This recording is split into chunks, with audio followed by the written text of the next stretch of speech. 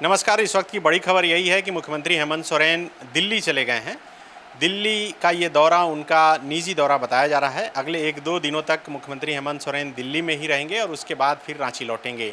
और उसके बाद 8 और 9 तारीख को जो स्टेक होल्डर कंसल्टेशन वहाँ पर होना है, निवेशकों को झारखंड में लाने को लेकर, उस कार्यक्रम में भी मुख्यमंत्री फिर शामिल होने के लिए दिल्ली जा सकते हैं।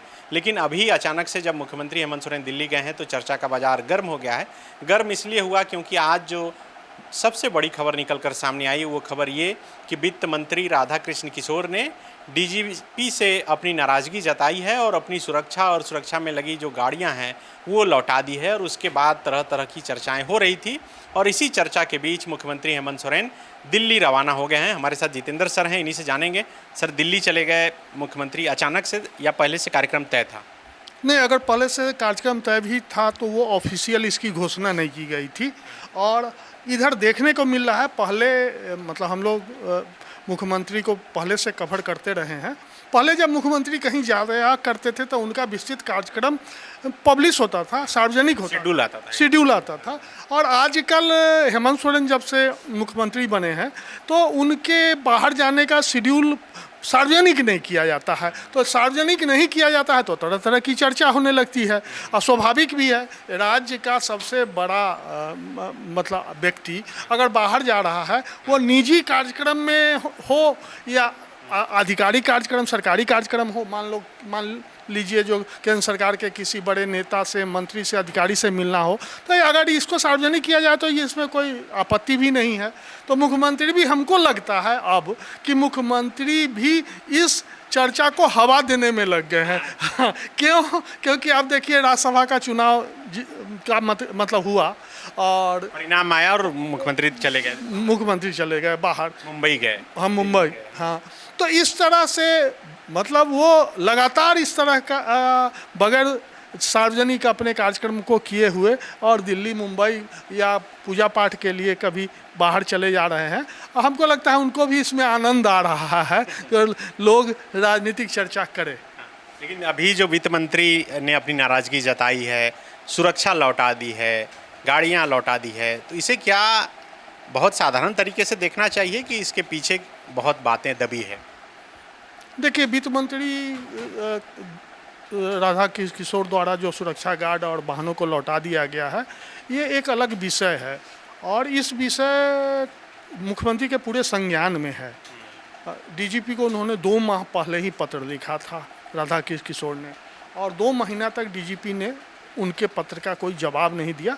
और उस पत्र में वो मुख्य रूप से एक वाहन की मांग की थी और कहा था कि मेरे पास 16 सुरक्षा गार्ड हैं, जिनको 3 जो वाहन मिले हुए हैं उसमें ठूस के बैठाना पड़ता है। जवाब डीजीपी ने क्यों नहीं दिया? क्या ऊपर से निर्देश का इंतजार किया जा रहा था या फिर इग्नोर किया जा रहा था? देखिए, अब ये तो बहुत गंभीर सवाल है जिसका सही उत्तर मेरे पास नहीं है। लेकिन अगर डीजीपी को उन्होंने पत्र लिखा था तो उसकी सूचना निश्चित रूप से सरकार के शीर्ष पर बैठे हुए लोगों को गई ही होगी। जैसे उसमें गृह विभाग की अपर मुख्य सचिव हुई, मुख्य सचिव हुए, मुख्यमंत्री हुए।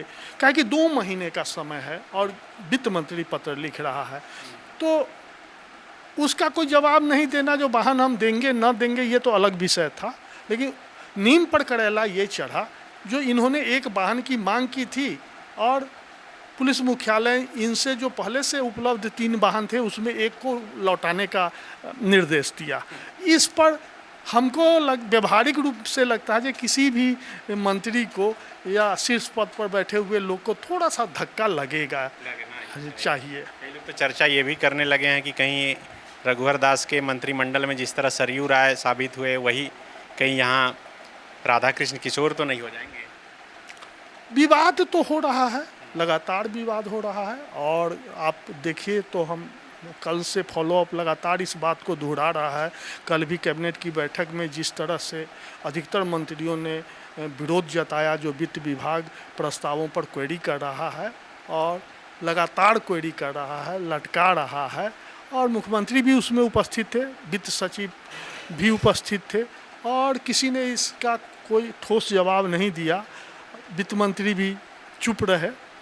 तो बात तो अंदर अंदर कहीं ना कहीं नहीं, मैं ये सवाल इसलिए पूछ रहा हूँ क्योंकि आप बता रहे हैं कि बात हल्की नहीं है। अगर बात गंभीर थी, सरकार, संगठन और गठबंधन से जुड़ी हुई बातें हैं, तो ऐसे समय में बात का समाधान निकालने के समय मुख्यमंत्री दिल्ली चले गए। हम देखिए, मुख्यमंत्री का तो एक स्टाइल भी है, जो विवाद हो रहा है तो कुछ दिन होने दीजिए, फिर अंतिम समय में आप समाधान निकलेगा। हाँ, या हम अंत में देखेंगे बात कहाँ तक जाती है। और जेएमएम तो यह समझ के भी चल रहा है जो कांग्रेस क्या कर लेगी, या कांग्रेस भी, आप जो संकेत देख रहे हैं, जो कांग्रेस भी कोई ऐसा है नहीं जो सरकार को बहुत असहज स्थिति में लाने की कोशिश में लगी है या करेगी। तो अब एक देखिए, दो तरह का, एक होता है झगड़ा और एक होता है रगड़ा। ये इसको तो हम रगड़ा कहेंगे। अब दोनों साइड से हो रहा है या वन साइड हो रहा है, ये तो दो शीर्ष पर बैठे हुए लोग इसको बेहतर ढंग से समझेंगे जो रगड़ा कैसे हो रहा है।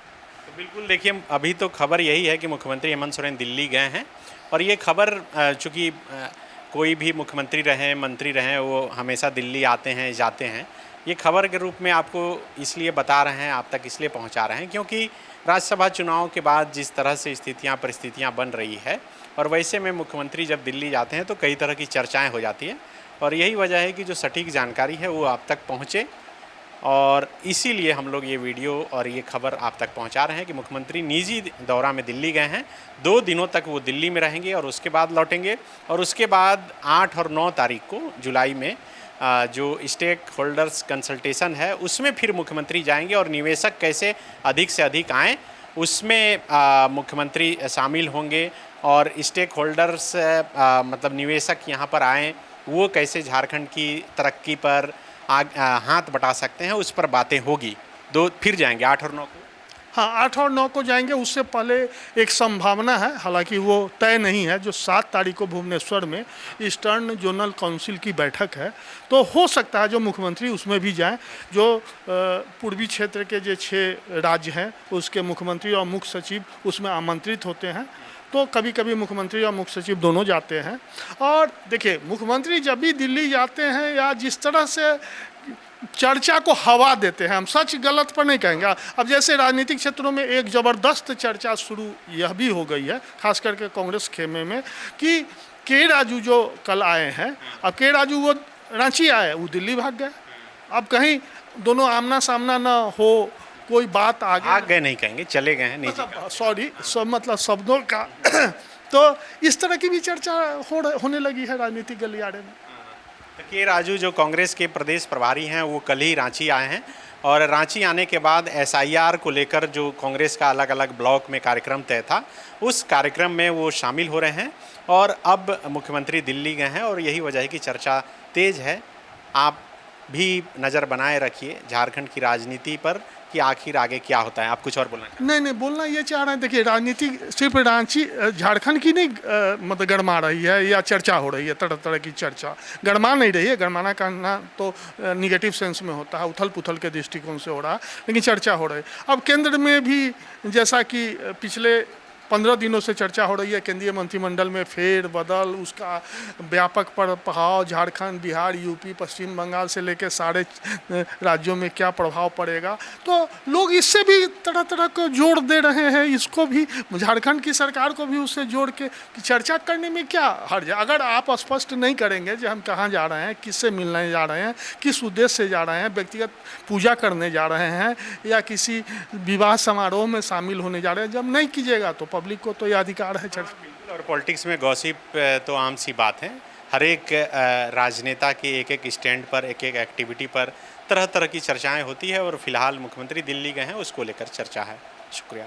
जहां 27 वर्षों के सफर में 17,000 से भी अधिक छात्रों ने डॉक्टर एवं इंजीनियर बनकर भरे सफलता की ऊंची उड़ान, जहां साधारण छात्र भी झारखंड टॉपर्स बनकर बना रहे इतिहास। दूरदर्शी शिक्षाविद श्री विपिन सिंह के मार्गदर्शन में मेडिकल एवं इंजीनियरिंग के लाखों छात्रों के लिए आशा की किरण के रूप में Goal nation's leading institute Biome institute NEET की तैयारी के लिए एक भरोसेमंद नाम। यहाँ अनुभवी फैकल्टी, स्मार्ट क्लासरूम और बेहतरीन टीचिंग मेथड से स्टूडेंट्स को मिलती है मजबूत तैयारी। यहाँ हर स्टूडेंट को मिलता है पर्सनल गाइडेंस और डाउट क्लियरिंग का पूरा सपोर्ट। नीट 2027 और 28 के लिए फेज 2 बैच 30 अप्रैल से शुरू हो रहा है। आज ही बायोम इंस्टीट्यूट से जुड़े और अपने डॉक्टर बनने के सपने को दे सही दिशा। बायोम इंस्टीट्यूट सिर्फ मेडिकल प्रिपरेशन का संस्थान। काम की तलाश है, भरोसेमंद नौकरी चाहिए, जुड़िए ANG के साथ, जहां श्रमिक सबसे पहले।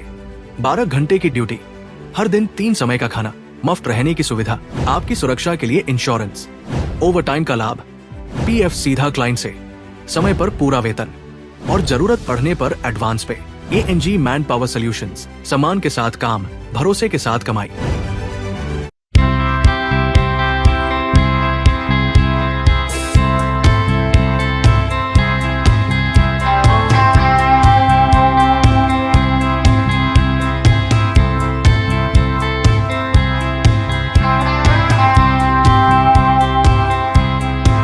followup.in.